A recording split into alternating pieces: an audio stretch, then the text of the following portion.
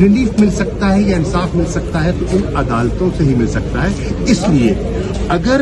جمہوریت کی بقا اس ملک میں ہونی ہے تو اس کے لیے آزاد عدلیہ کا ہونا ایک لازم ہے، یہ لازم اور ملزوم ہے. اس کے ساتھ میں یہ بھی عرض کرنا چاہوں گا، پی ٹی آئی کی جو ہماری قیادت باہر ہے،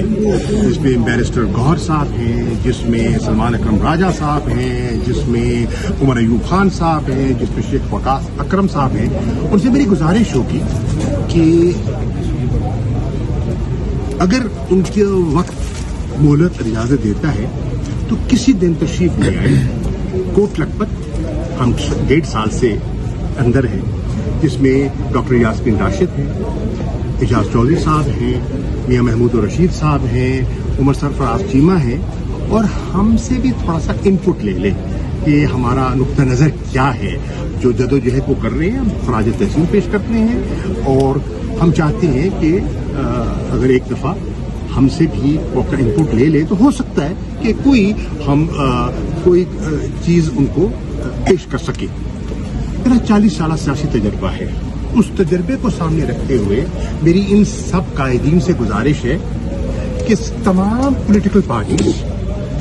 جن کے ساتھ مختلف ایشوز پر ہم آہنگی ہے، مثال کے طور پر رول آف لا ہے، انڈیپینڈنس آف جوڈیشری ہے، ہیومن رائٹس ہے، جی آئین کی بالادستی ہے، ان سے انگیج کیجیے اور ایک کامن منیمم ایجنڈے پر ایک کنسنسس بلڈ کیجیے، تاکہ یک صبا ہو کر عمران خان کے لیے نہیں، تحریک انصاف کے لیے نہیں، ایک خود مختار پاکستان کے لیے، پاکستان کی آئین کے لیے